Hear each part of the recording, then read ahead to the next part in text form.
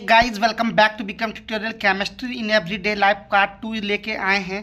तो चलिए सीधे वीडियो में बात करते हैं। एंटीबायोटिक यानी प्रतिजैविक वे रासायनिक पदार्थ जो सूक्ष्म जीवों द्वारा प्राप्त किया जाता है और सूक्ष्म जीवों की वृद्धि को रोकता है या डिस्ट्रॉय कर देता है, उसे एंटीबायोटिक कहते हैं। ध्यान रखिएगा, एकदम 2-3 बार रिपीट करके इसको समझने का प्रयास कीजिएगा।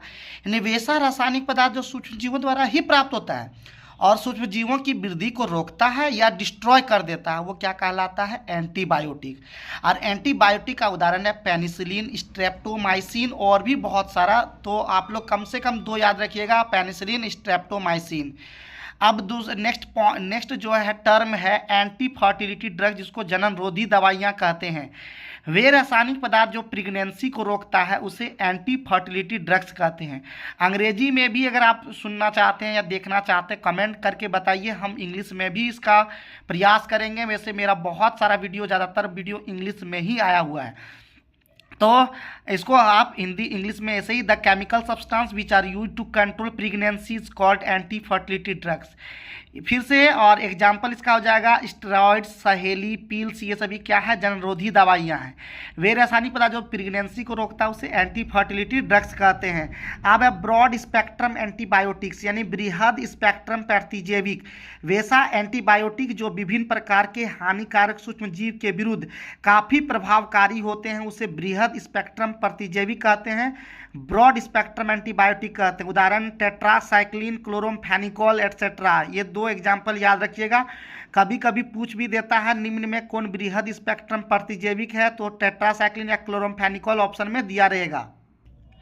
नेक्स्ट है एंटीहिस्टामिन, यानी आपका प्रतिहिस्टामिन भी बोल सकते हैं। वैसा रासायनिक पदार्थ जो हिस्टामिन के प्रभाव को उदासीन कर देता है उसे एंटीहिस्टामिन कहते हैं। और आप लोग कमेंट करके मुझे बताइएगा हिस्टामिन क्या होता है। कमेंट करके आप लोग नहीं बताते, कमेंट करके बताइए हिस्टामिन क्या है, ठीक है। इसका एग्जांपल हो जाएगा बेनाड्रिल और सेल्डेन। तो ठीक है, बेनाड्रिल और सेल्डेन किसका एग्जांपल? Anti histamine.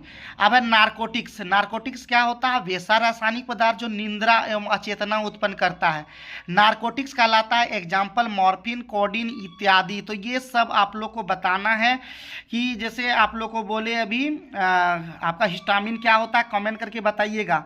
अब नोट करके 2-4 पॉइंट जो कि एग्जाम में आता ही आता है, जो बहुत इंपॉर्टेंट याद रखिएगा कि फिनॉल का 0.2% अगर विलियन रहेगा तो वो पुत्तिरोधी या एंटीसेप्टिक कहलाएगा, जबकि फिनॉल का 1% जो विलियन होगा वो रोगाणुनाशी या डिसइंफेक्टेंट कहलाएगा। अब है आगे में फिनॉल का सूत्र आप जानते ही हैं, बेंजीन पे OH। और एस्पिरिन आप लोग जानते होंगे, शुरू के वीडियो में आप देखे होंगे। एस्पिरिन आप यूज होता है आपका एनाल्जेसिक में और एंटीपायरेटिक में, तो आप वहाँ पे देखे होंगे। इसका जो रासायनिक नाम एसिटाइल सैलिसाइलिक अम्ल, और यहाँ पे इसका 2-एसिटॉक्सी बेंजोइक एसिड भी इसको बोलते हैं। और इसका स्ट्रक्चर आप यहाँ पे देख सकते हैं, ठीक है। डिटॉल किसका मिश्रण होता है? तो टर्पिनियोल और क्लोरोजाइलिनॉल का मिश्रण क्या कहलाता है? डिटॉल कहलाता है। और टाइफॉइड के उपचार में क्लोरोमफेनिकल का प्रयोग होता है, ये भी आपको जानना है। इसके अलावा कुछ KKI यानी खतरनाक इंपॉर्टेंट पॉइंट जो आपको नहीं याद रहता, तो मैं बता दूं, परीक्षा में 100% क्वेश्चन आपके पढ़े हुए चीज़ों से ही आता है, बस आपको समझने की ज़रूरत है। क्वेश्चन को ट्विस्ट करके पूछा जाता है जिससे आप सभी घबरा जाते हैं, इसलिए डोंट फियर, बिकॉज आप लोग जोड़ दीजिएगा। तो आज की वीडियो में इतना ही, फिर नेक्स्ट वीडियो में एक और वीडियो हम लाने का प्रयास करेंगे और ख़त्म कर देंगे, जिससे कि आपका ये केमिस्ट्री एवरीडे लाइफ का जितना भी क्वेश्चन आएगा इसके बाहर से नहीं आएगा। तो आप लोग बस यही कहेंगे, देखते रहिए, सीखते रहिए, एक बार ठान ली कुछ करने का, नहीं रुक जाने का।